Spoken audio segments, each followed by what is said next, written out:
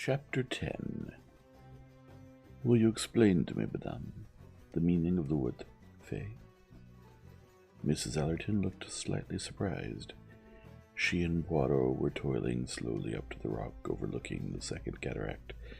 Most of the others had gone up on camels, but Poirot had felt that the motion of the camel was slightly reminiscent of that of a ship.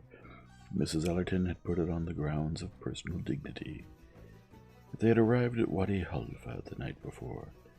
This morning, 2 launches had conveyed all the party to the second cataract, with the exception of Signor Ricchetti, who had insisted on making an excursion of his own to a remote spot called Semna, which he explained was of paramount interest as being the gateway of Nubia in the time of Amenemhet III, and where there was a stele recording the fact that on entering Egypt, Negroes must pay custom duties.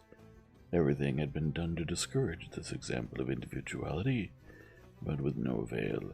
Signor Ricchetti was determined and had waved aside each objection. 1. That the expedition was not worth making. 2.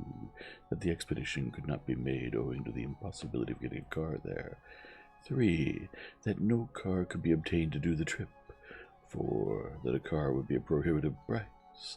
Having scoffed at 1, expressed incredulity at 2, offered to find a car himself to 3, and bargained fluently in Arabic for 4, Signor Ricchetti had at last departed, his departure being arranged in a secret and furtive manner in case some of the other tourists should take it into their heads to stray from the appointed paths of sightseeing.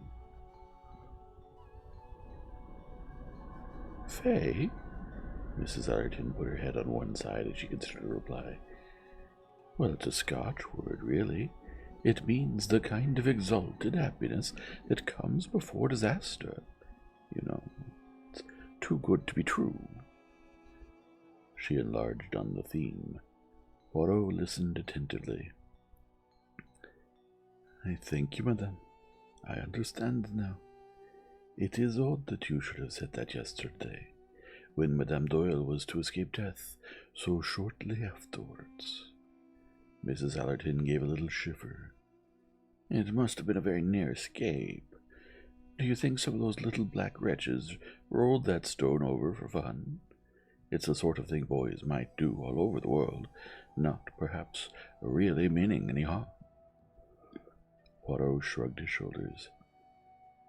"It may be, madame." He changed the subject, talking of Majorca, and asking various practical questions from the point of view of a possible visit. Mrs. Allerton had grown to like the little man very much, partly perhaps out of a contradictory spirit. Tim, she felt, was always trying to make her less friendly to Hercule Poirot, whom he had summarized firmly as the worst kind of bounder. But she herself did not call him a bounder. She supposed it was his somewhat foreign, exotic clothing which roused her son's prejudices. She herself found him an intelligent and stimulating companion. He was also extremely sympathetic. She found herself suddenly confiding in him with her dislike of Joanna Southwood. It eased her to talk of the matter, and after all, why not? He did not know Joanna, would probably never meet her. Why should she not ease herself of that constantly borne burden of jealous thought? At the same moment, Tim and Rosalie Otterbourne were talking of her. Tim had just been half-jestingly abusing his luck, his rotten health, never bad enough to be really interesting, yet not good enough for him to have led the life he would have chosen.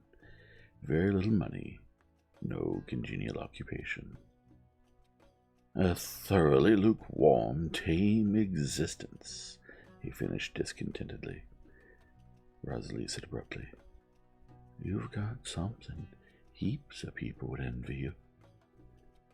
"What's that?" "Your mother." Tim was surprised and pleased. "Mother? Yes, of course she is quite unique. It's nice of you to see it." "I think she's marvelous. She looks so lovely, so composed and calm, as though nothing could ever touch her, and yet somehow she's always ready to be funny about things too."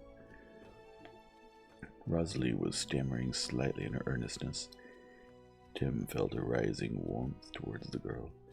He wished he could return the compliment, but lamentably Mrs. Otterbourne was his idea of the world's greatest menace. The inability to respond in kind made him embarrassed. Miss Van Schuyler had stayed in the launch. She could neither risk the ascent on a camel, nor on her legs. She had said snappily, "I'm sorry to have to ask you to stay with me, Miss Bowers.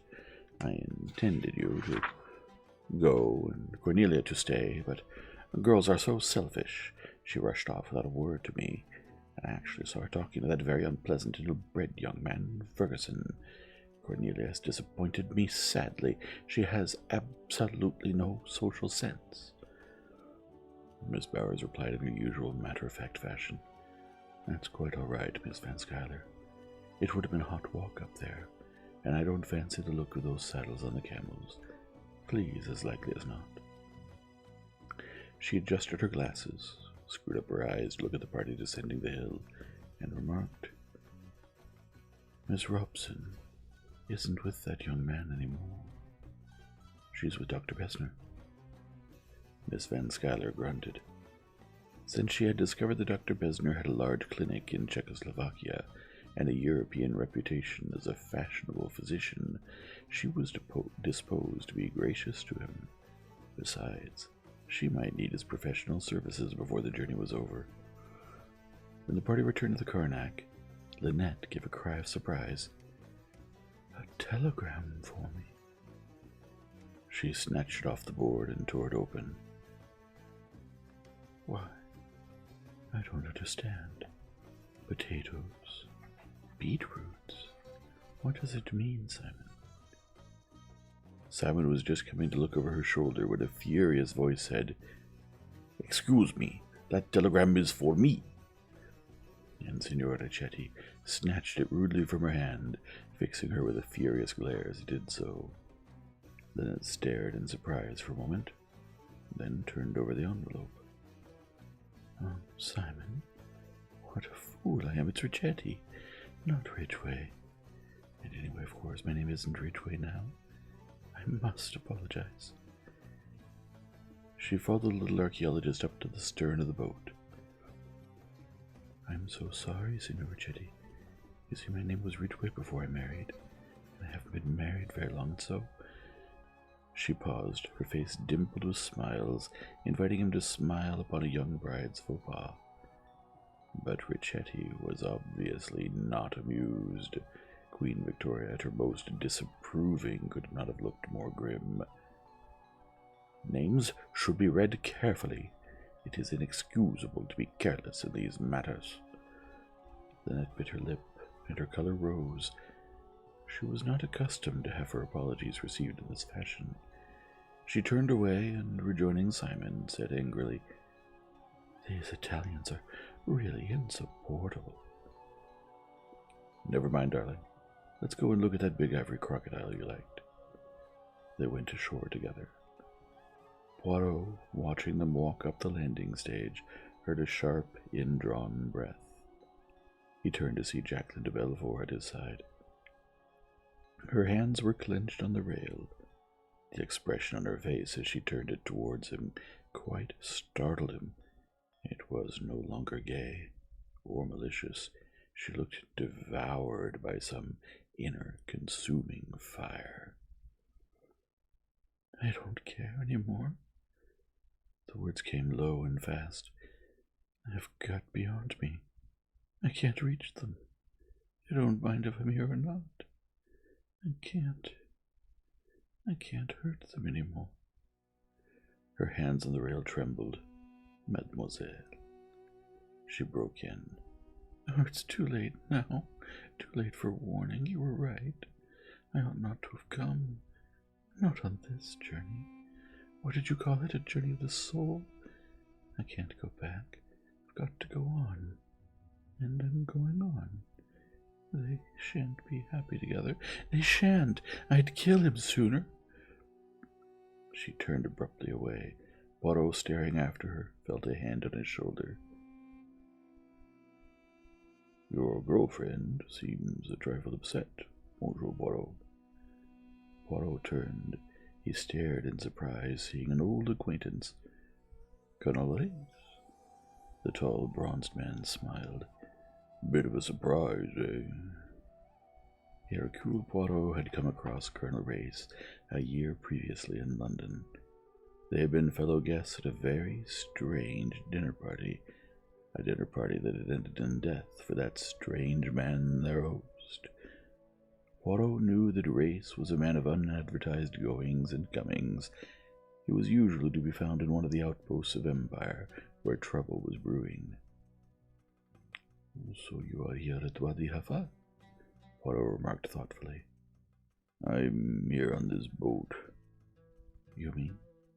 "That I am making the return journey with you to Shalal." Hercule Poirot's eyebrows rose. "That is very interesting. Shall we, perhaps, have a little drink?" They went into the observation saloon, now quite empty. Poirot ordered a whiskey for the colonel and a double orangeade full of sugar for himself. "So you make the return journey with us," said Poirot as he sipped. "You would go faster, would you not, on the government steamer which travels by night as well as day?" Colonel Race's face creased appreciatively. "You're right on the spot as usual, Monsieur Poirot," he said pleasantly. "It is then the passengers?" "One of the passengers." "Now which one, I wonder?" Hercule Poirot asked of the ornate ceiling. "Unfortunately, I don't know myself," said Race ruefully. Poirot looked interested. Race said, "There's no need to be mysterious to you. We've had a good deal of trouble out here, one way and another. It isn't the people who ostensibly lead the riders that we're after. It's the men who very cleverly put the match to the gunpowder. There were 3 of them. One's dead. One's in prison. I want the 3rd man, a man with 5 or 6 cold-blooded murders to his credit. He's one of the cleverest paid agitators that ever existed, and he's on this boat. I know that from a passage of a letter that passed through our lands. Decoded, it said, X will be on the Karnak trip, February 7th through 13th. It didn't say under what name X would be passing." "Have you any description of him?" "No. American, Irish and French descent. Bit of a mongrel. That doesn't help us much. Have you got any ideas?" "An idea? It is all very well," said Poirot meditatively. Such was the understanding between them that Race pressed him no further. He knew that Hercule Poirot did not ever speak unless he were sure. Poirot rubbed his nose and said unhappily, "There passes itself something on this boat that causes me much inquietude." Race looked at him inquiringly. "Figure to yourself," said Poirot, "a person A who has grievously wronged a person B. The person B desires the revenge. The person B makes the threats. A and B being both on this boat." Poirot nodded.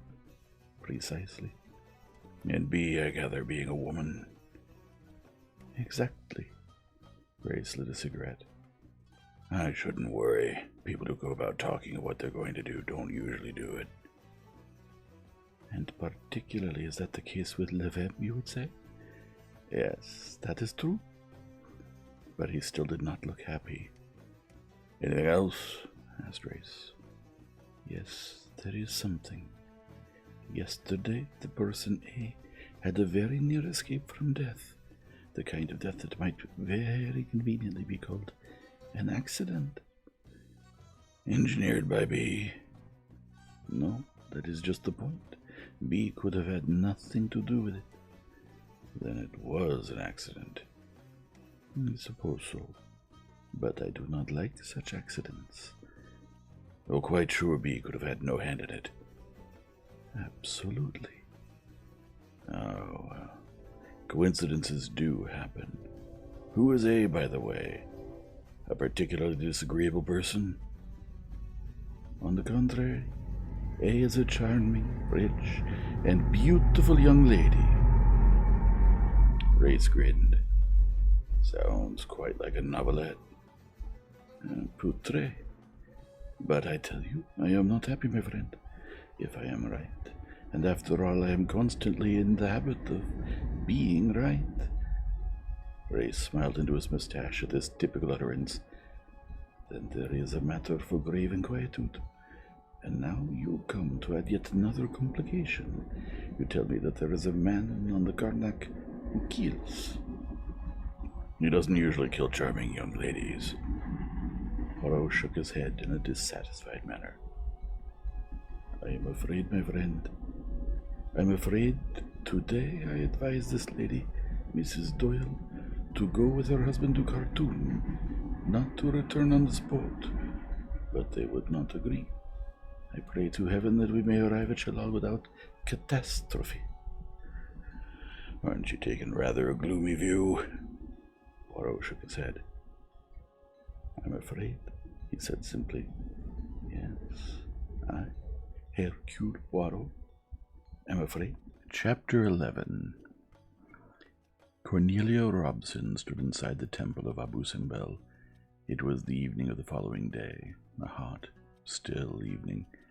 The Karnak was anchored once more at Abu Simbel to permit a second visit to be made to the temple, this time by artificial light. The difference this made was considerable, and Cornelia commented wonderingly on the fact to Mr. Ferguson, who was standing by her side. "Why, you see it ever so much better now," she exclaimed. "All those enemies having their heads cut off by the king, they just stand right out. That's a cute kind of castle there that I never noticed before. I wish Dr. Besner was here. He'd tell me what it was." "How you can stand that old fool beats me," said Ferguson gloomily. "Why, he's just one of the kindest men I've ever met." "Pompous old bore." "I don't think you ought to speak that way." The young man gripped her suddenly by the arm. They were just emerging from the temple into the moonlight. "Why do you stick being bored by fat old men and bullied and snubbed by a vicious old harridan?" "Why, Mr. Ferguson." "Haven't you got any spirit? Don't you know you're just as good as she is?" "But I'm not." Cornelia spoke with honest conviction. "You're not as rich, that's all you mean." "No, it isn't. Cousin Marie's very, very cultured and—" "Cultured?" The young man let go of her arm as suddenly as he had taken it. "That word makes me sick." Cornelia looked at him in alarm. "She didn't like you talking to me, does she?" said the young man. Cornelia blushed and looked embarrassed. "Why? Because she thinks I'm not her social equal? Pah, doesn't that make you see red?" Cornelia faltered out. "I wish you wouldn't get so mad about things." "Don't you realize, and you an American, that everyone is born free and equal?" "They're not," said Cornelia with calm certainty. "My good girl, it's part of your constitution." "Cousin Marie says politicians aren't gentlemen," said Cornelia, "and of course people aren't equal. It doesn't make sense. I know I'm kind of homely looking. I used to feel mortified about it sometimes, but I got over that. I'd like to have been born elegant and beautiful like Mrs. Doyle, but I wasn't, so I guess it's no use worrying." "Mrs. Doyle," said Ferguson with deep contempt. "She is the sort of woman who ought to be shot as an example." Cornelia looked at him anxiously. "I believe it's your digestion," she said kindly. "I've got a special kind of pepsin that Cousin Marie tried once. Would you like to try it?" Mr. Ferguson said, "You're impossible." He turned and strode away. Cornelia went on towards the boat. Just as she was crossing onto the gangway, he caught her up once more. "You're the nicest person on the boat," he said, "and mind you remember it." Blushing with pleasure, Cornelia repaired to the observation sloop. Miss Van Schuyler was conversing with Dr. Besner an agreeable conversation dealing with certain royal patients of his. Cornelia said guiltily, "I do hope I haven't been a long time, Cousin Marie." Glancing at her watch, the old lady snapped, "You haven't exactly hurried, my dear. And what have you done with my velvet stole?" Cornelia looked around. "Shall I see if it's in the cabin, Cousin Marie?" "Of course it isn't. I had it just after dinner in here, and I haven't moved out of the place. It was on that chair." Cornelia made a desultory search. "I can't see it anywhere, Cousin Marie." "Nonsense," said Miss Van Schuyler. "Look about." It was an order such as one might give to a dog, and in her dog-like fashion Cornelia obeyed. The quiet Mr. Fanthorpe, who was sitting at a table nearby, rose and assisted her, but the stole could not be found. The day had been such an unusually hot and sultry one that most people had retired early after going ashore to view the temple. The Doyles were playing bridge with Pennington and Race at a table in a corner. The only other occupant of the saloon was Hercule Poirot, who was yawning his head off at a small table near the door. Miss Van Schuyler, making a royal progress bedwards, with Cornelia and Miss Bowers in attendance, paused by his chair, and he sprang politely to his feet, stifling a yawn of gargantuan dimensions. Miss Van Schuyler said, "I have only just realized who you are, Monsieur Poirot. I may tell you that I have heard of you from my old friend Rufus Van Alden. You must tell me about your cases sometime." With a kindly but condescending nod, she passed on.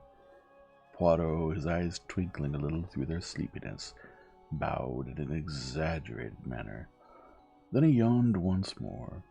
He felt heavy and stupid with sleep, and could hardly keep his eyes open. He glanced over at the bridge players, absorbed in their game, then at young Fanthorpe, who was deep in a book. Apart from them, the saloon was empty. He passed through the swinging door out onto the deck. Jacqueline de Bellefort, coming precipitately along the deck, almost collided with him.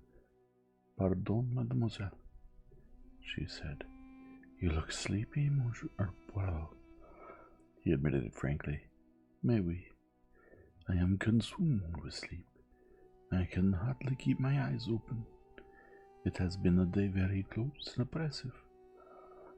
"Yes." She seemed to brood over it. "It's been the sort of day when things snap, break, when one can't go on." Her voice was low and charged with passion. She looked not at him, but towards the sandy shore. Her hands were clenched, rigid.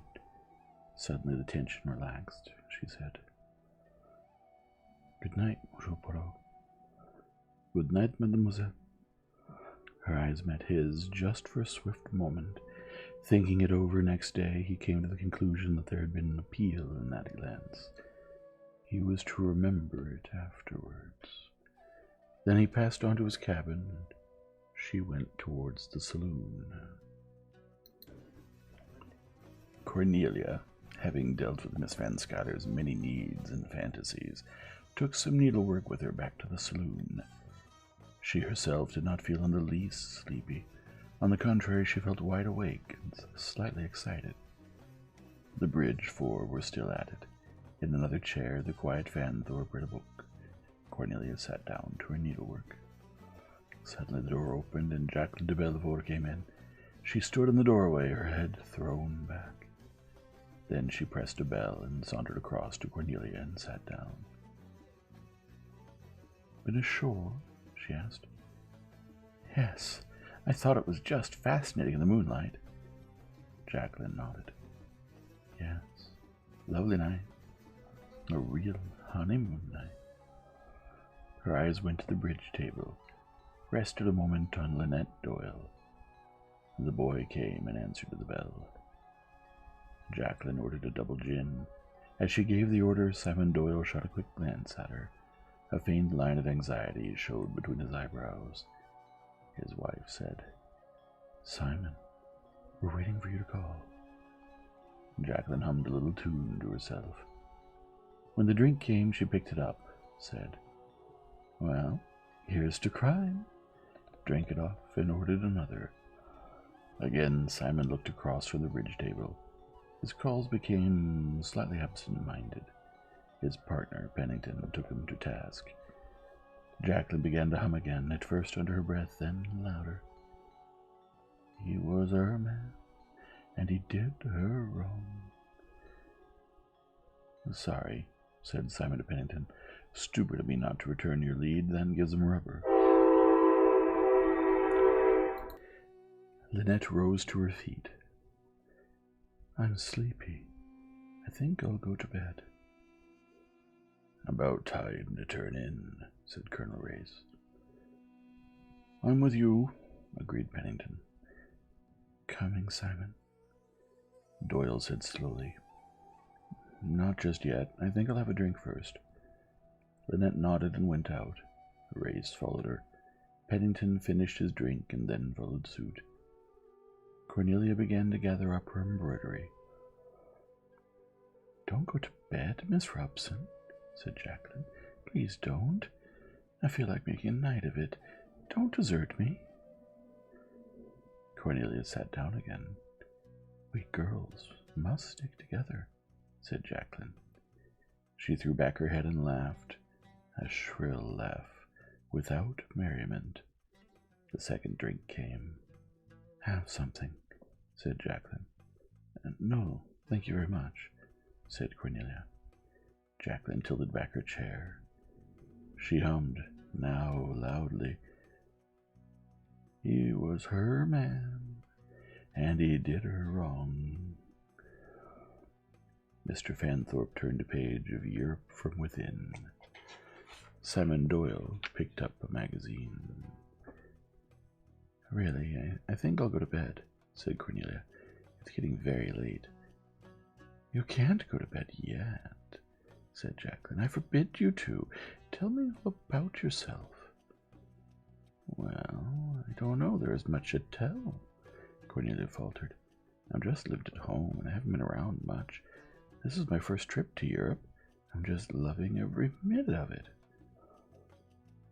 Jacqueline laughed. "You're a happy sort of person, aren't you? God, I'd like to be you." "Oh, would you?" "But I mean, I'm sure—" Cornelia felt flustered. Undoubtedly Miss de Bellefort was drinking too much. That wasn't exactly a novelty to Cornelia. She had seen plenty of drunkenness during Prohibition years, but there was something else. Jacqueline de Bellefort was talking to her, was looking at her, and yet Cornelia felt it was as though, somehow, she was talking to someone else. But there were only two other people in the room, Mr. Fanthorpe and Mr. Doyle. Mr. Fanthorpe seemed quite absorbed in his book. Mr. Doyle was looking rather odd, a queer sort of watchful look on his face. Jacqueline said again, "Tell me all about yourself." Always obedient, Cornelia tried to comply. She talked rather heavily, going into unnecessary small details about her daily life. She was so unused to being the talker. Her role was so constantly that of listener. And yet Miss de Bellefort seemed to want to know. When Cornelia faltered to a standstill, the other girl was quick to prompt her. "Go on, tell me more." And so Cornelia went on. "Of course, Mother's very delicate. Some days she touches nothing but cereals, unhappily conscious that all she said was supremely uninteresting, yet flattered by the other girl's seeming interest. But was she interested? Wasn't she somehow listening to something else? Perhaps for something else? She was looking at Cornelia, yes, but wasn't there really someone else sitting in the room? And of course we get very good art classes. Last winter I had a course of... How late was it? Surely very late. She'd been talking and talking. If only something definite would happen. And immediately, as though in answer to the wish, something did happen. only at the moment it seemed very natural. Jacqueline turned her head and spoke to Simon Doyle. "Ring the bell, Simon. I want another drink." Simon Doyle looked up from his magazine and said quietly, "The stewards have gone to bed. It's after midnight." "I tell you, I want another drink." Simon said, "You've had quite enough drinks, Jackie." She swung round at him. "What damn business is it of yours?" He shrugged his shoulders. "None." She watched him for a minute or two. Then she said, "What's the matter, Simon? Are you afraid?" Simon did not answer. Rather elaborately, he picked up his magazine again. Cornelia murmured, "Oh dear, as late as that. I must." She began to fumble. Dropped a thimble. Jacqueline said, "Don't go to bed. I'd like another woman here to support me." She began to laugh again. "Do you know what Simon over there is afraid of? He's afraid I'm going to tell you the story of my life." "Oh." Cornelia spluttered a little. Jacqueline said clearly, "You see, he and I were once engaged." "Oh, really?" Cornelia was the prey of conflicting emotions. She was deeply embarrassed, but at the same time pleasurably thrilled. How black Simon Doyle was looking. "Yes, it's a very sad story," said Jacqueline. Her soft voice was low and mocking. "He treated me rather badly. Didn't you, Simon?" Simon Doyle said brutally, "Go to bed, Jackie. You're drunk." "If you're embarrassed, Simon dear, you'd better leave the room." Simon Doyle looked at her. The hand that held the magazine shook a little, but he spoke bluntly. "I'm staying," he said. Cornelia murmured for the third time, "I really must. It's so late." "You're not to go," said Jacqueline. Her hand shot out and held the other girl in her chair. "You're to stay and hear what I've got to say." "Jackie, you're making a fool of yourself. For God's sake, go to bed." Jacqueline sat up suddenly in her chair. Words poured from her in a soft, hissing stream. "You're afraid of a scene, aren't you? That's because you're so English, so reticent. You want me to behave decently, don't you? But I don't care whether I behave decently or not. You'd better get out here quickly, because I'm going to talk. A lot." Jim Fanthorpe carefully shut his book, yawned, glanced at his watch, got up and strolled out. It was a very British and utterly unconvincing performance. Jacqueline swung round in her chair and glared at Simon. "You damn fool! Do you think you can treat me as you've done and get away with it?" she said thickly. Simon Doyle opened his lips, then shut them again. He sat quite still, as though he were hoping that her outburst would exhaust itself if he said nothing to provoke her further. Jacqueline's voice came thick and blurred. It fascinated Cornelia, totally unused to naked emotions of any kind. "I told you," said Jacqueline, "that I'd kill you sooner than see you go to another woman. You don't think I meant that? You're wrong. I've only been waiting. You're my man, do you hear? You belong to me." Still, Simon did not speak. Jacqueline's hand fumbled a moment or two on her lap. She leaned forward. "I told you I'd kill you, and I meant it." Her hand came up suddenly with something in it that gleamed. "I'll shoot you like a dog, like the dirty dog you are." Now at last Simon acted. He sprang to his feet, but at the same moment she pulled the trigger. Simon, half twisted, fell across a chair. Cornelia screamed and rushed to the door. Jim Fanthorpe was on the deck, leaning over the rail. She called to him. "Mr. Fanthorpe! Mr. Fanthorpe!" He ran to her. She clutched at him incoherently. "She shot him! Oh, she shot him!" Simon Doyle still lay as he had fallen, half into and across a chair. Jacqueline stood as though paralyzed. She was trembling violently, and her eyes, and dilated and frightened, were staring at the crimson stain slowly soaking through Simon's trouser leg, just below the knee where he held a handkerchief close against the wound. She stammered out, "I didn't mean... Oh my God, I didn't really mean..." The pistol dropped from her nervous fingers with a clatter on the floor. She kicked it away with her foot. It slid under one of the settees. Simon, his voice faint, murmured, "Fanthorpe, for heaven's sake, there's someone coming. Say it's all right. An accident, something. There mustn't be a scandal over this." Fanthorpe nodded in quick comprehension. He wheeled round to the door, where a startled Nubian face showed. He said, all right, just fun." The black face looked doubtful, puzzled, and reassured. The teeth showed in a wide grin. The boy nodded and went off.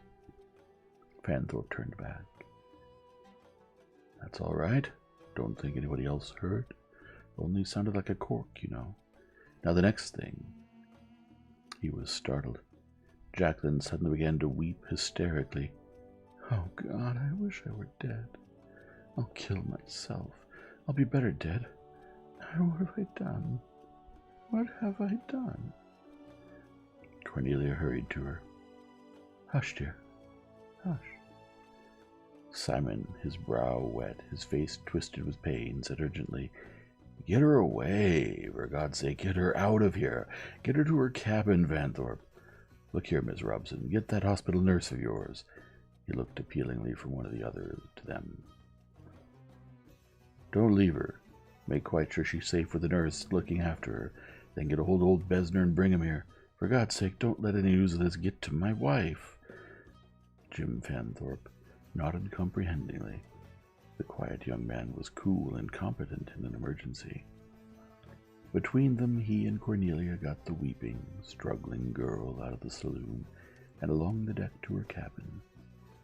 There they had more trouble with her. She fought to free herself. Her sobs redoubled. "I'll drown myself. I'll drown myself. I'm not fit to live. Oh, Simon, Simon." Fanthorpe said to Cornelia, "Better get hold of Miss Bowers. I'll stay while you get her." Cornelia nodded and hurried out. As soon as she left, Jacqueline clutched Fanthorpe. "His leg. It's bleeding. Broken. He may bleed to death. I must go to him. Oh, Simon. Simon, how could I?" Her voice rose. Fanthorpe said urgently, "Quietly. Quietly. He'll be all right." She began to struggle again. "Let me go. Let me throw myself overboard. Let me kill myself." Fanthorpe, holding her by the shoulders, forced her back onto the bed. "You stay here. Don't make a fuss. Pull yourself together. It's all right, I tell you." To his relief, the distraught girl did manage to control herself a little, but he was thankful when the curtains were pushed aside and the efficient Miss Bowers, neatly dressed in a hideous kimono, entered accompanied by Cornelia. "Now then," said Miss Bowers briskly, "what's all this?" She took charge without any sign of surprise and alarm. Fanthorpe thankfully left the overwrought girl in her capable hands and hurried along to the cabin occupied by Dr. Besner. He knocked and entered on the top of the knock. "Dr. Besner?" A terrific snore resolved itself, and a startled voice said, "So, what is it?" By this time, Fanthorpe had switched the light on. The doctor blinked up at him, looking rather like a large owl. "It's Doyle. He's been shot. Miss de Bellefort shot him. He's in the saloon. Can you come?" The stout doctor reacted promptly. He asked a few curt questions, pulled on his bedroom slippers and a dressing gown, picked up a little case of necessities, and accompanied Fanthorpe to the lounge. Simon had managed to get to the window beside him open. He was leaning his head against it, inhaling the air. His face was a ghastly color. Dr. Besner came over to him. So? What have we here?" A handkerchief sodden with blood lay on the carpet, and on the carpet itself was a dark stain. The doctor's examination was punctuated with Teutonic grunts and exclamations. Yes, it is bad, this. The bone is fractured, and a big loss of blood. Herr Van Thorpe, you and I must get him to my cabin. So like this, he cannot walk. We must carry him thus. As they lifted him, Cornelia appeared in the doorway. Catching sight of her, the doctor uttered a grunt of satisfaction. Ah, it is you. Good. Come with us. I have need of assistance. You will be better than my friend here. He looks a little pale already. Van Thorpe emitted a rather sickly smile. Shall I get Miss Bowers? He asked. Dr. Besner threw a considering glance over Cornelia. You will do very well, young lady, he announced. You will not faint or be foolish, eh? I can do what you tell me, said Cornelia eagerly. Besner nodded in a satisfied fashion. The procession passed along the deck. The next 10 minutes was purely surgical, and Mr. Jim Van Thorpe did not enjoy it at all. He felt secretly ashamed of the superior fortitude exhibited by Cornelia. So that is the best I can do, announced Dr. Besner at last. You have been a hero, my friend. He patted Simon approvingly on the shoulder. Then he rolled up his sleeve and produced a hypodermic needle. And now I will give you something to make you sleep. Your wife, what about her? Simon said weakly. She needn't know till the morning. You mustn't blame Jackie. It's been all my fault. I treated her disgracefully, poor kid.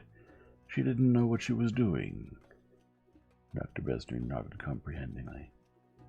Yes, I understand. My fault, Simon urged. His eyes went to Cornelia. Someone ought to stay with her.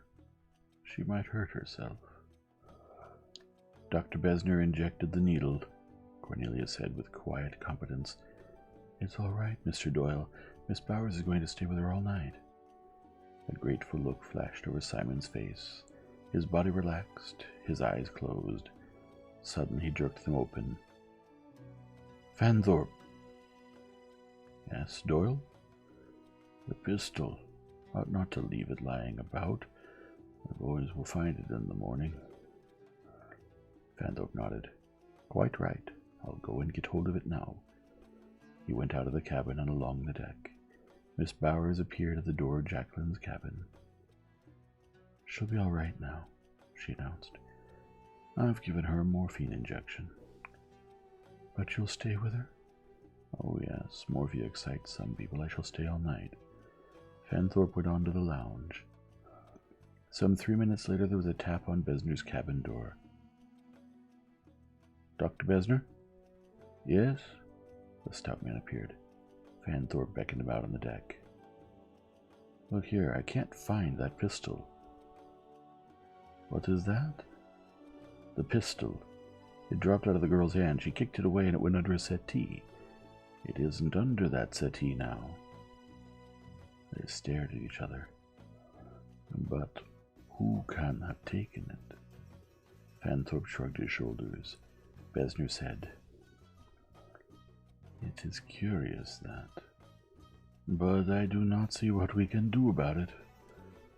Puzzled and vaguely alarmed, the two men separated. Chapter 12.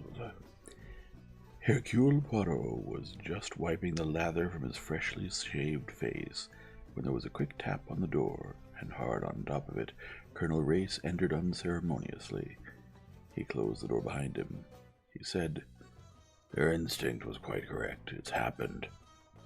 Poirot straightened up and asked sharply, What has happened? Linnette Doyle's dead, shot through the head last night. Poirot was silent for a minute, two memories vividly before him.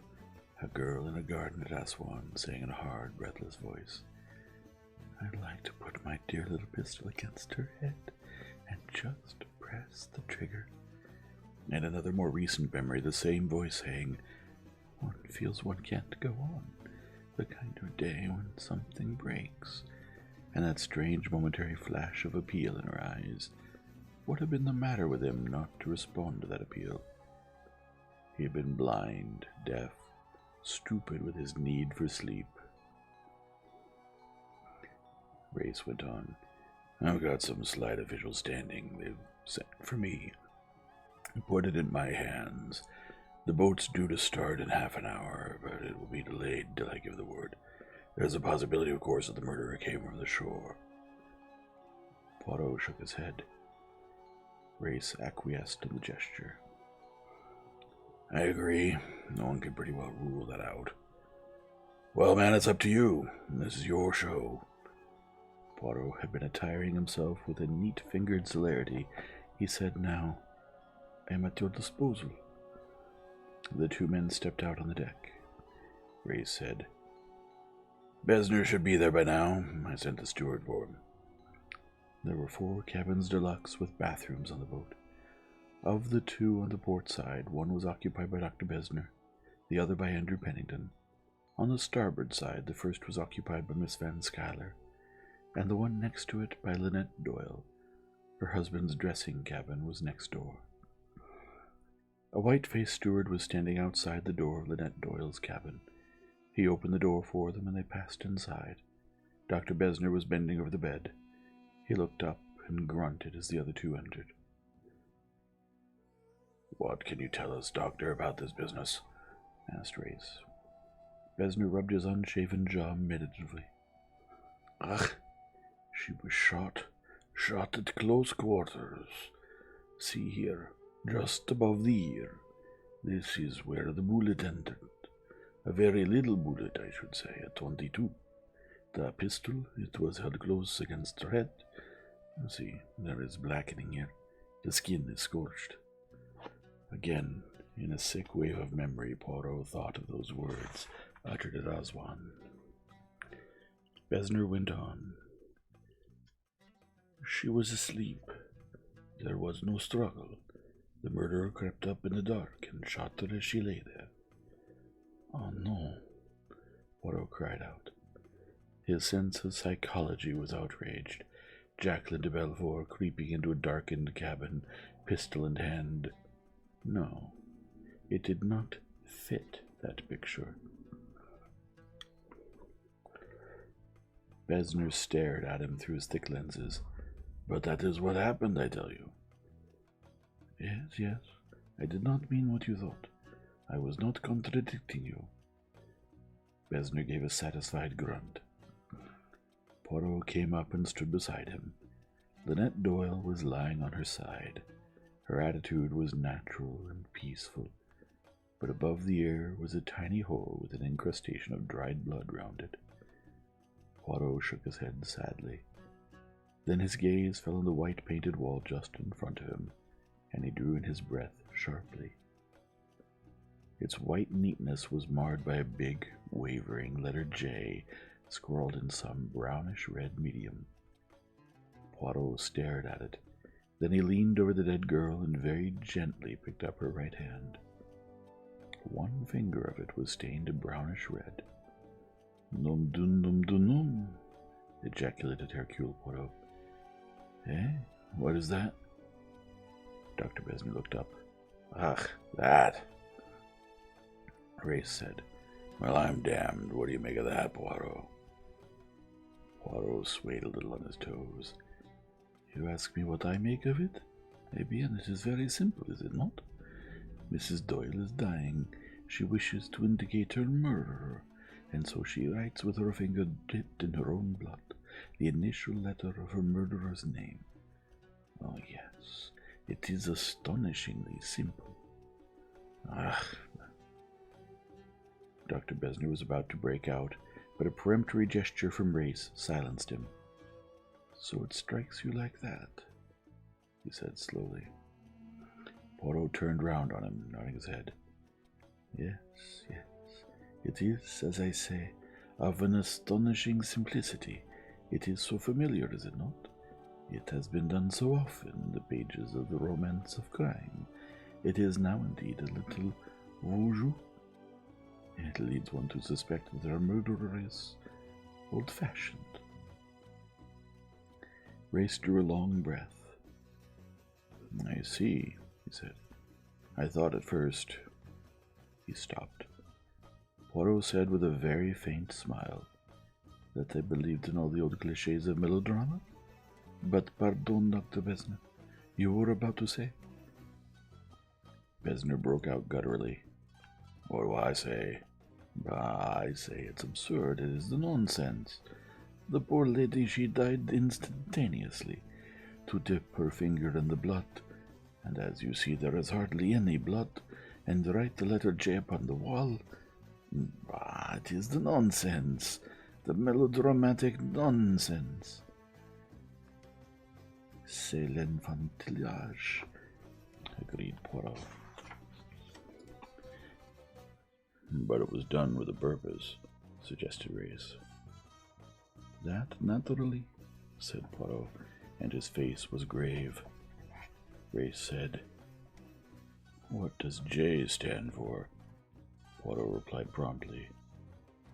J stands for Jacqueline de Bellefort, a young lady who declared to me less than a week ago that she would like nothing better than to... He paused, and then deliberately quoted, to put my dear little pistol close against her head, and then just press with my finger. Gott in Himmel, said Dr. Besner. There was a momentary silence, then Race drew a deep breath and said, Which is just what was done here. Besner nodded. That is so, yes. It was a pistol of very small caliber, as I say, probably a .22. The bullet has got to be extracted, of course, before we can say definitely. Race nodded in swift comprehension. Then he said, What about time of death? Besner stroked his jaw again. His finger made a rasping sound. I would not care to be too precise. It is now 8 o'clock. I will say, with due regard to the temperature last night, that she has been dead certainly 6 hours, and probably not longer than 8. That puts it between midnight and 2 a.m. That is so. There was a pause. Race looked round. What about her husband? I suppose he sleeps in the cabin next door? At the moment, said Dr. Besner, he is asleep in my cabin. Both men looked very surprised. Besner nodded his head several times. Ah, so I see you have not been told about that. Mr. Doyle was shot last night in the saloon. Shot? By whom? By the young lady Jacqueline de Bellefort. Race asked sharply. Is he badly hurt? Yes. The bone was splintered. I have done all that is possible at the moment, but it is necessary, you understand, that the fracture should be x-rayed as soon as possible, and proper treatment given, such as is impossible on this boat. Poirot murmured, Jacqueline de Bellefort. His eyes went again to the J on the wall. Race said abruptly, If there is nothing more we can do here for the moment, let's go below. The management has put the smoking room at our disposal. We must get the details of what happened last night. They left the cabin. Race locked the door and took the key with him. We can come back later, he said. The first thing to do is to get all the facts clear. They went down to the deck below, where they found the manager of the Karnak waiting uneasily in the doorway of the smoking room. The poor man was terribly upset and worried over the whole business, and was eager to leave everything in Colonel Race's hands. I feel I can't do better than leave it to you, sir, seeing your official position. If I'd had orders to put myself at your disposal in the other matter. If you will take charge, I'll see that everything is done as you wish. Good man. To begin with, I'd like this room kept clear for me and for Hercule Poirot during the inquiry. Certainly, sir. That's all at present. Go on with your own work. I know where to find you. Looking slightly relieved, the manager left the room. Ray said, Sit down, Besner, and let's have the whole story of what happened last night. They listened in silence to the doctor's rumbling voice. "Clear enough," said Race when he had finished. "The girl worked herself up, helped by a drink or two, and finally took a pot shot at the man with a .22 pistol. Then she went along to Linnette Doyle's cabin and shot her as well." But Dr. Besner was shaking his head. No, I do not think so. I do not think that was possible. For one thing, she would not write her own initial on the wall. It would be ludicrous, nicht wahr? "She might," Race declared. "If she were as blindly mad and jealous as she sounds, she might want to, well, sign her name to the crime, so to speak." Poirot shook his head. No, I do not think she would be as crude as that." "Then there's only one reason for that, Jay. It was put there by someone else deliberately to throw suspicion on her," the doctor said. "Yes, and the criminal was unlucky because, you see, it is not only unlikely that the young Fraulein did the murder, it is also, I think, impossible." "How's that?" Besner explained Jacqueline's hysterics and the circumstances which had led Miss Bowers to take charge of her. "And I am sure that Miss Bowers stayed with her all night," Race said. "If that's so, it's going to simplify matters very much." Poirot asked, "Who discovered the crime?" "Mrs. Doyle's maid, Louise Bourget. She went to call her mistress as usual, found her dead, and came out and flopped into the steward's arm in a dead faint. He went to the manager, who came to me. I got hold of Besner and then came for you." Poirot nodded. Grace said, "Doyle's got to know. You say he's asleep still," the doctor said. "Yes, he's still asleep in my cabin. I gave him a strong opiate last night." Race turned to Poirot. "Well, I don't think we need to detain the doctor any longer, eh? Thank you, doctor." Besner rose.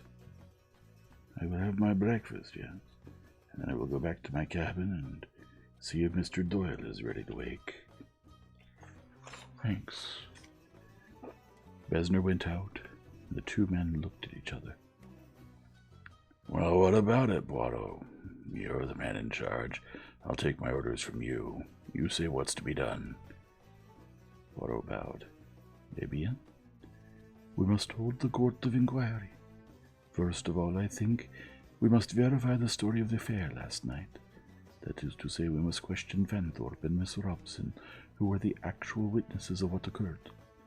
The disappearance of the pistol is very significant." Race rang a bell and sent a message by the steward. Poirot sighed and shook his head. "It is bad, this," he murmured. "It is bad." "Have you any ideas?" asked Race curiously. "My ideas conflict. They are not well arranged. They are not orderly. There is, you see, the big fact that this girl hated Linnette Doyle and wanted to kill her.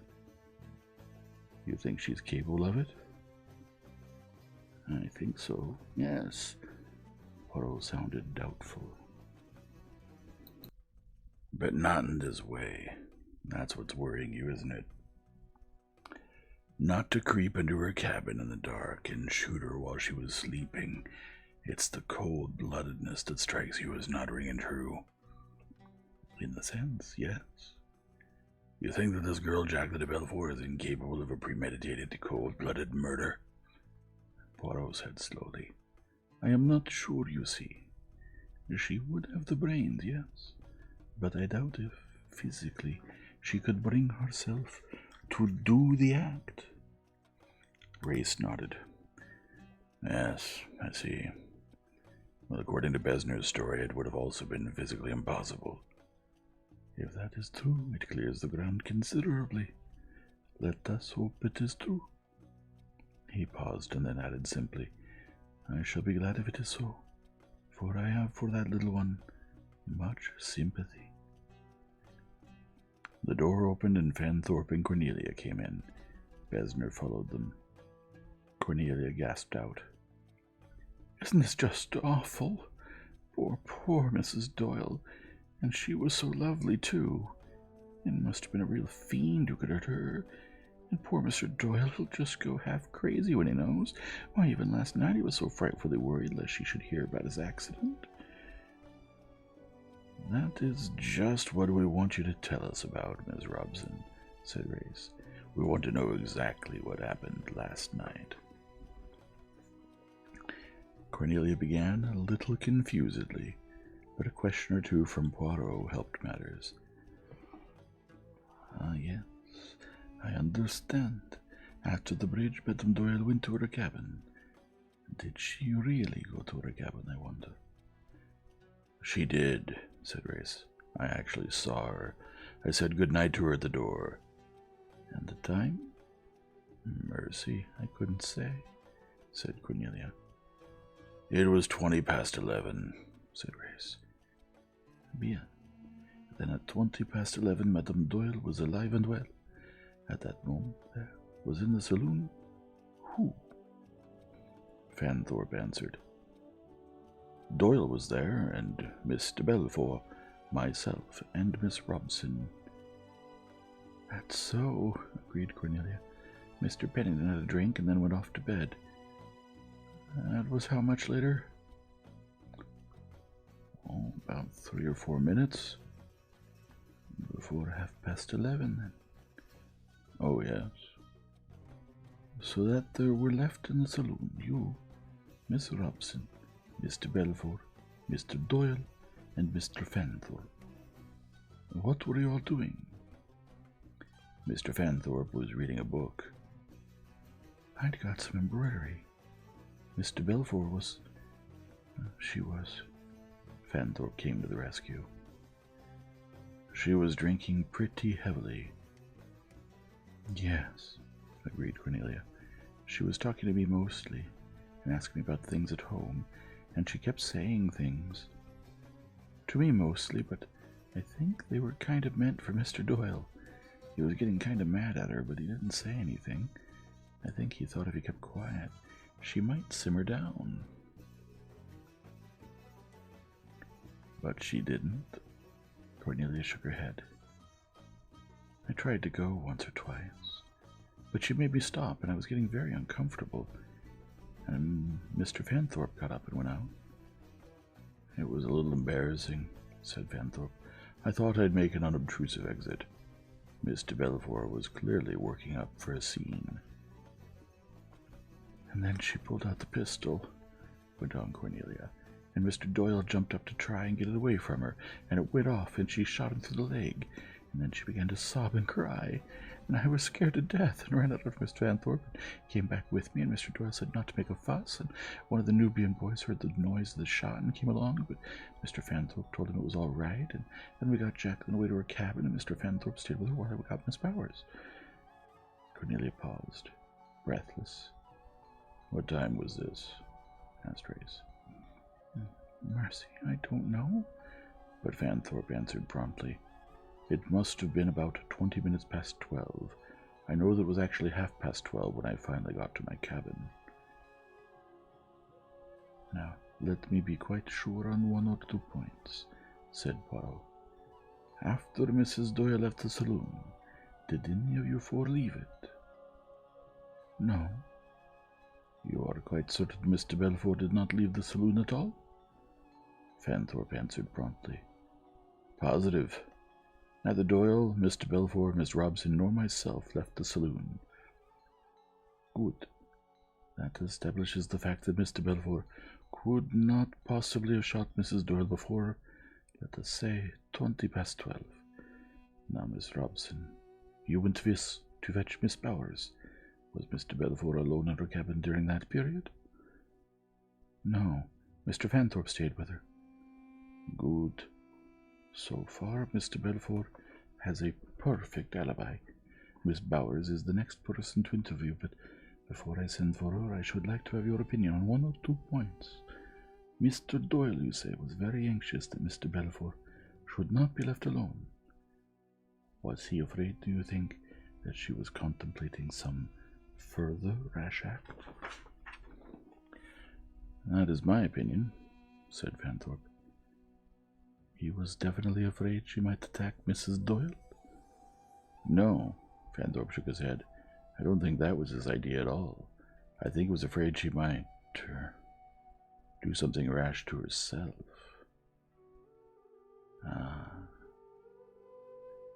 Yes, you see, she seemed completely sobered and heartbroken at what she'd done. She was full of self-reproach. She kept saying she would be better dead.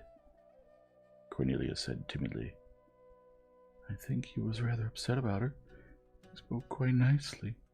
He said it was all his fault, that he'd treated her badly. He was really very nice. Hercule Poirot nodded thoughtfully.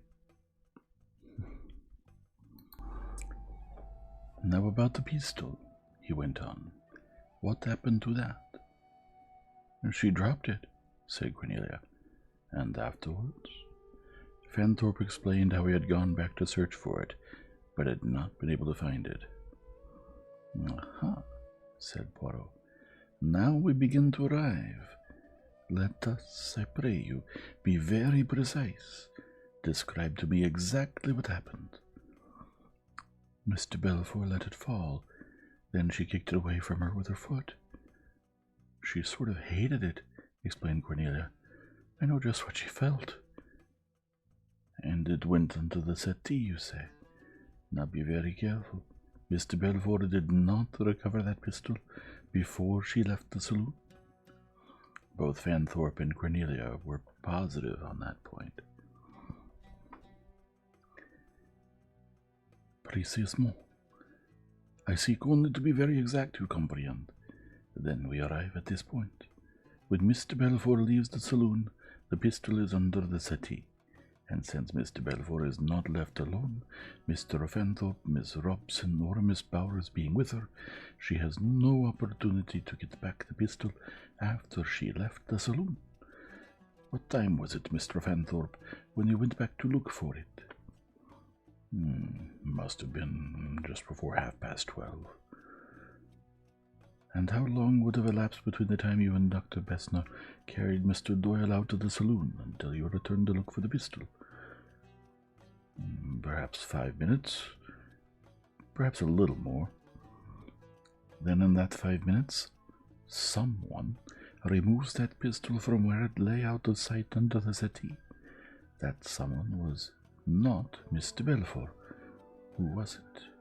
It seems highly probable that the person who removed it was the murderer of Miss Doyle. We may assume, too, that that person had overheard or seen something of events immediately preceding.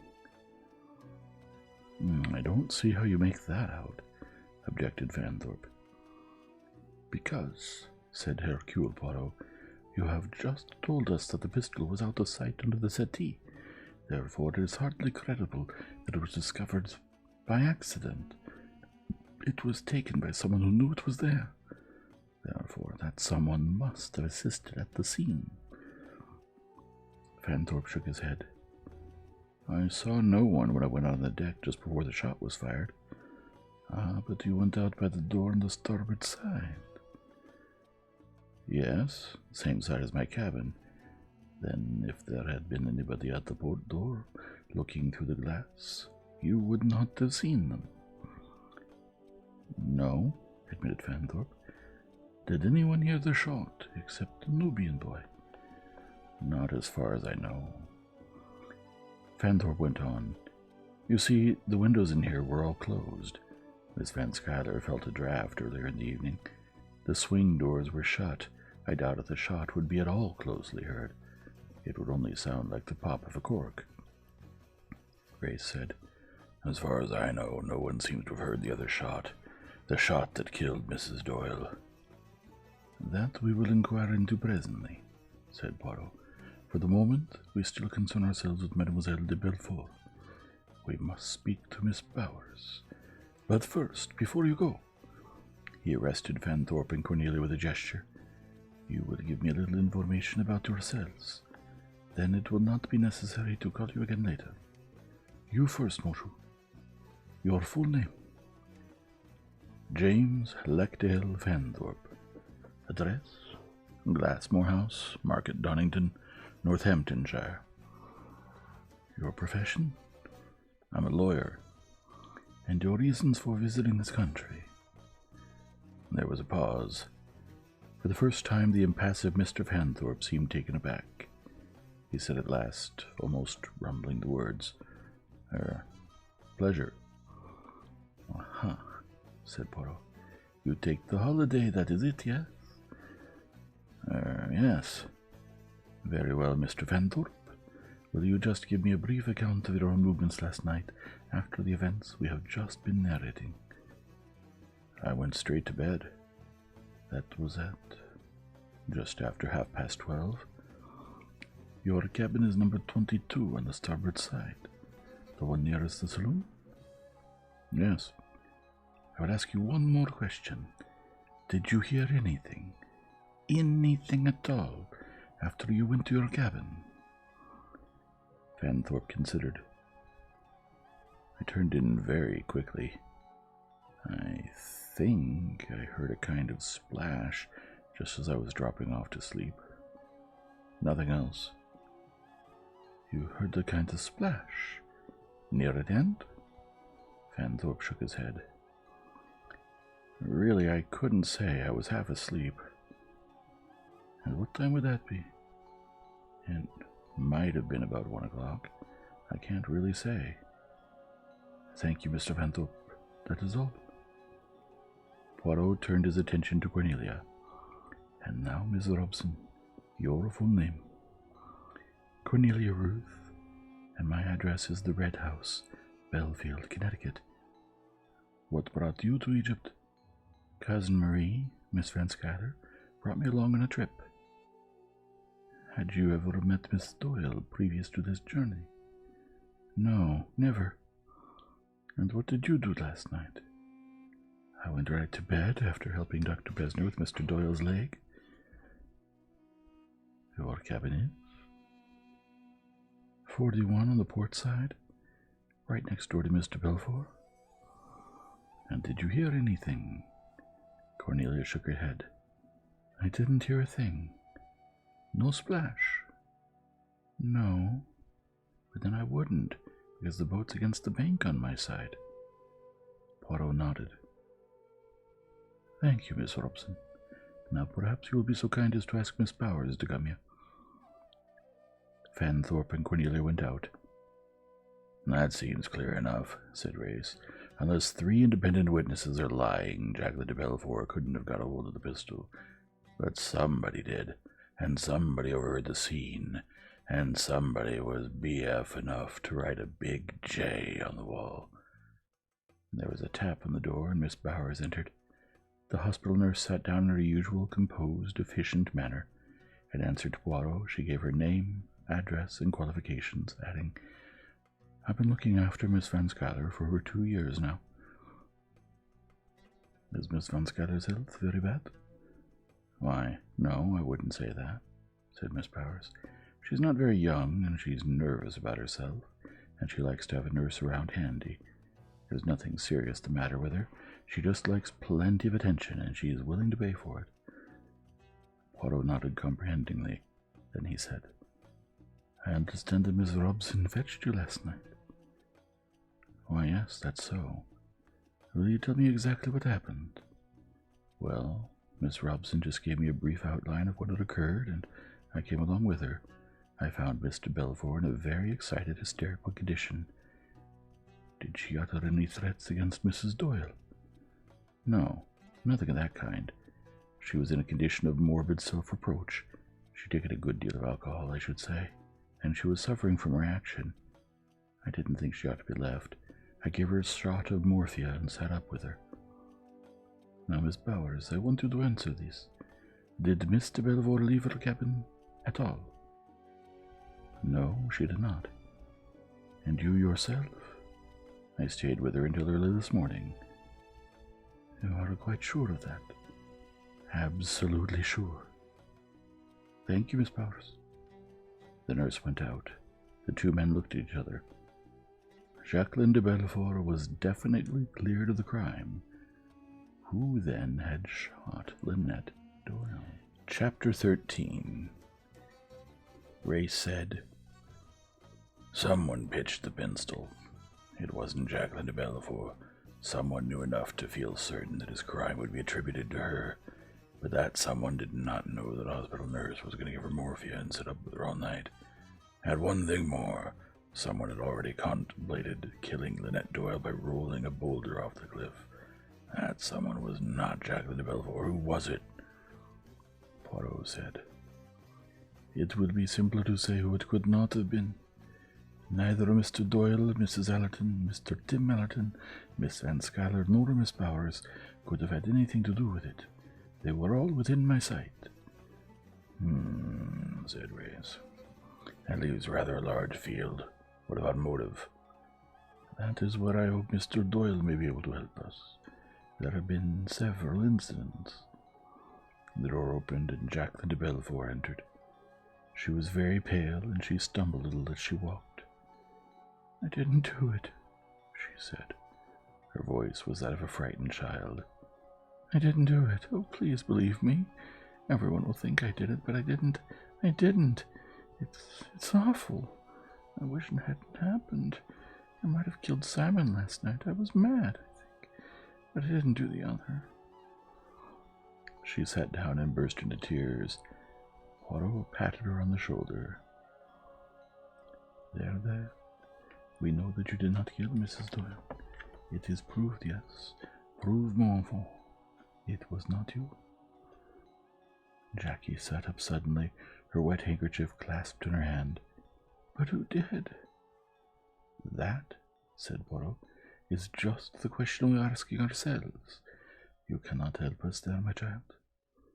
Jacqueline shook her head. I don't know. I can't imagine. No, I haven't the faintest idea. She frowned deeply. No, she said at last. I can't think of anyone who wanted her dead. Her voice faltered a little. Except me. Ray said, Excuse me a minute, just thought of something. He hurried out of the room. Jacqueline de Bellefort sat with her head downcast, nervously twisting her fingers. She broke out suddenly. Death's horrible. Horrible.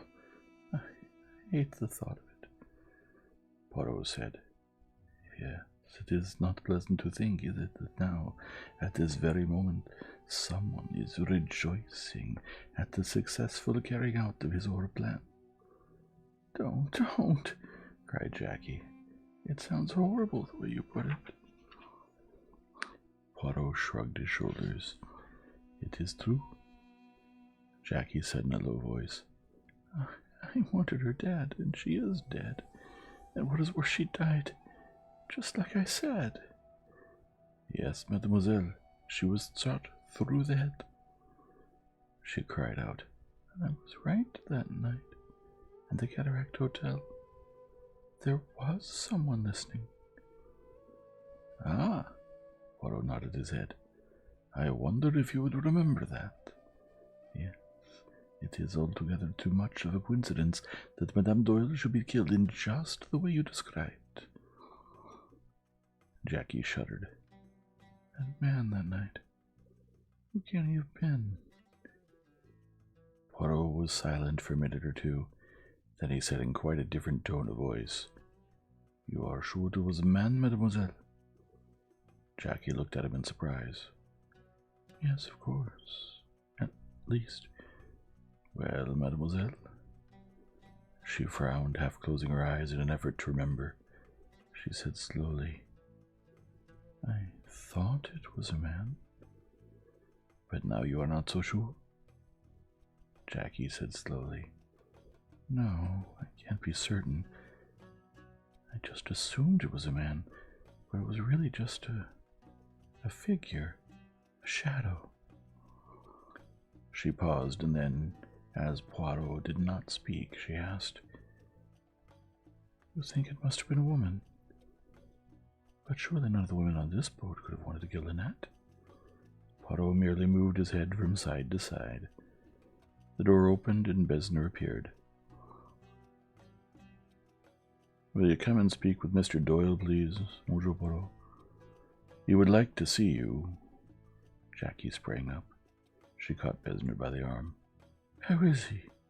Is he all right?"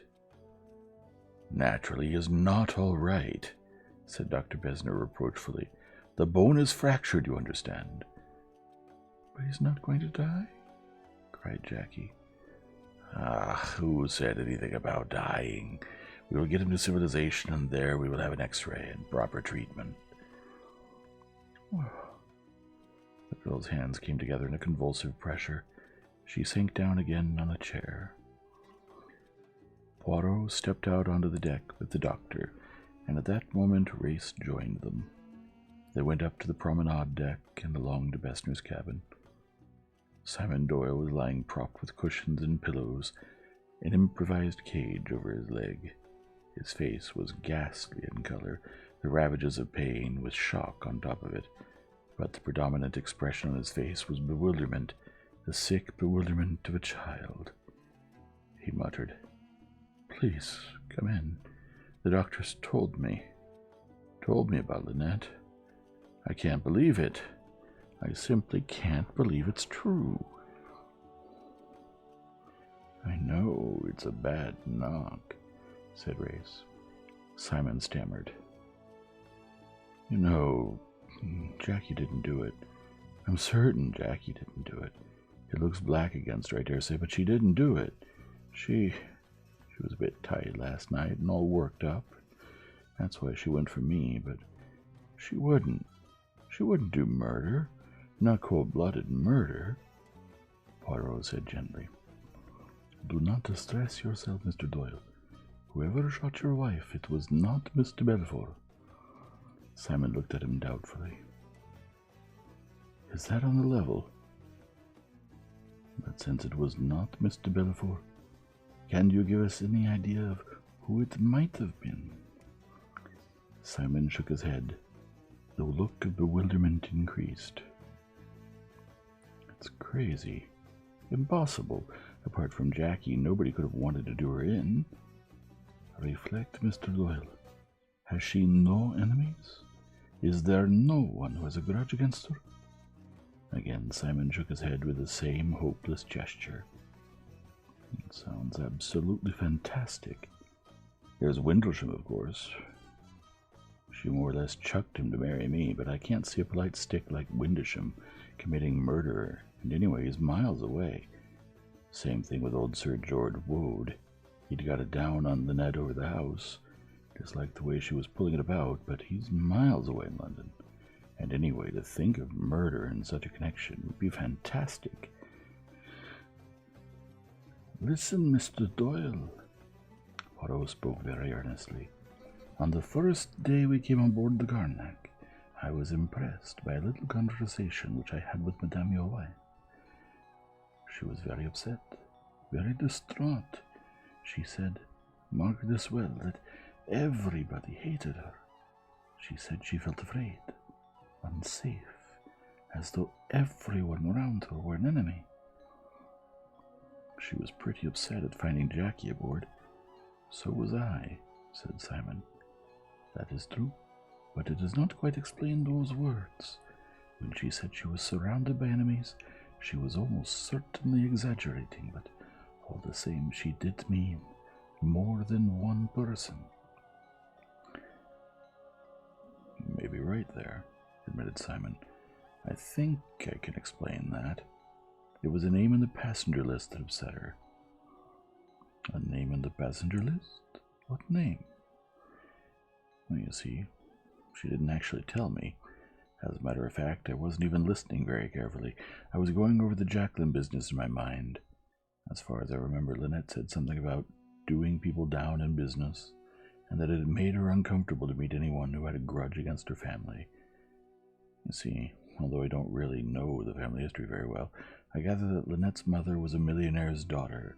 Her father was only just ordinary plain wealthy, but after his marriage he naturally began playing the markets, or whatever you call it, and as a result of that, of course, several people got it in the neck. You know, affluence one day, the gutter the next. Well, I gather there was someone on board whose father had got up against Linnette's father and taken a pretty hard knock.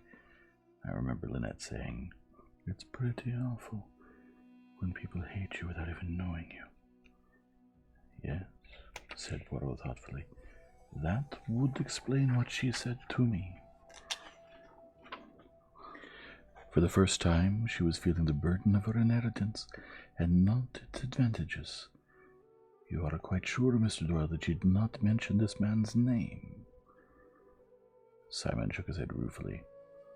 I didn't really pay much attention, just said, oh, nobody minds what happened to their fathers nowadays. Life goes too fast for that. Something of that kind. Besner said dryly, but I can have a guess. There is certainly a young man with a grievance on board. You mean Ferguson? Said Poirot. Yes, he spoke against Mrs. Doyle once or twice. I myself have heard him. What can we do to find out? Asked Simon. Poirot replied, Colonel Race and I must interview all the passengers. Until we have got their stories, it would be unwise to form theories. Then there is the maid. We ought to interview her first of all. It would perhaps be as well if we did that here. Mr. Doyle's presence might be helpful. Yes, that's a good idea, said Simon. Had she been with Mrs. Doyle long? Just a couple of months, that's all. Only a couple of months? Exclaimed Poirot. Why, you don't think... Had Madame any valuable jewelry? There were her pearls, said Simon. She once told me they were worth 40 or 50,000. He shivered. My God, do you think those damn pearls? Robbery is a possible motive, said Poirot. All the same, it seems hardly credible. Well, we shall see. Let us have the maid here. Louise Bourget was that same vivacious Latin brunette whom Poirot had seen one day and noticed. She was anything but vivacious now. She had been crying and looked frightened, yet there was a kind of sharp cunning apparent in her face which did not prepossess the two men favorably towards her. You are Louise Bourget? Yes, monsieur. When did you last see Madame Doyle alive? Last night, monsieur. I waited in her cabin to undress her. What time was that? It was some time after 11, monsieur. I cannot say exactly when I undress Madame and put her to bed. Then I leave. How long did all that take? 10 minutes, monsieur. Madame was tired. She told me to put the lights out when I went. And when you had left her, what did you do? I went to my own cabin, monsieur, on the deck below. And you heard or saw nothing more than can help us? How could I, monsieur? That, mademoiselle, is for you to say, not for us, Hercule Poirot retorted. She stole a sideways glance at him. But, monsieur, I was nowhere near. What could I have seen or heard? I was on the deck below. My cabin was on the other side of the boat, even. It is impossible that I should have heard anything. Naturally, if I had been unable to sleep, if I had mounted the stairs, then perhaps I might have seen this assassin, this monster, enter or leave Madame's cabin. But as it is... She threw out her hands appealingly to Simon. Monsieur, I implore you. You see how it is. What can I say? My good girl, said Simon harshly, don't be a fool. Nobody thinks you saw or heard anything. You'll be quite all right. I'll look after you. Nobody's accusing you of anything. Louise murmured, Monsieur was very good, and dropped her eyelids modestly. We take it, then, that you saw and heard nothing, said Race impatiently. That is what I said, monsieur. And you know of no one who had a grudge against your mistress? To the surprise of our listeners, Louise nodded her head vigorously. Oh, yes, that I do know. To that question I can answer yes, most emphatically. Poirot said, You mean Mademoiselle de Bellefort? She, certainly, but it's not of her I speak. There was someone else in this boat who disliked Madame. I was very angry because of the way Madame had injured him. Good Lord, said Simon, what's all this? Louise went on, still emphatically nodding her head with the utmost vigor. Yes, it's as I say. It concerns the former maid of Madame, my predecessor. There was a man, one of the engineers on this boat, who wanted to marry him. And my predecessor, Marie her name was, she would have done so. But Madame Doyle, she made inquiries, and she discovered that this Fleetwood he had a wife of color, you understand, a wife of this country. She had gone back to her own people, but he was still married to her, you understand. And so Madame, she told all this to Marie, and Marie, she was very unhappy, and she would not see Fleetwood anymore. And this Fleetwood, he was infuriated, and when he found out that this Madame Doyle had formerly been Miss Linnette Ridgway, he tells me that he would like to kill her. Her interference ruined his life. Louise paused triumphantly. This is interesting, said Reyes. Poirot turned to Simon. Had you any idea of this? None whatever, said Simon with patent sincerity. I doubt if Linnette even knew the man was on the boat. She'd probably forgotten all about the incident. He turned sharply to the maid. Did you say anything to Mrs. Doyle about this? No, Monsieur, of course not. Do you know anything about your mistress' pearls? Her pearls? Louise's eyes opened very wide. She was wearing them last night. You saw them when she came to bed? Yes, Monsieur. Where did she put them? On the table by the side, as always. That is where you last saw them? Yes, sir. Did you see them there this morning? A startled look came into the girl's face. Mon Dieu, I did not even look. I came up to the bed, I see Madame, and then I cry out and rush out of the door and faint. Hercule Poirot nodded his head. You did not look. But I have the eyes which notice, and there were no pearls on the table beside the bed this morning.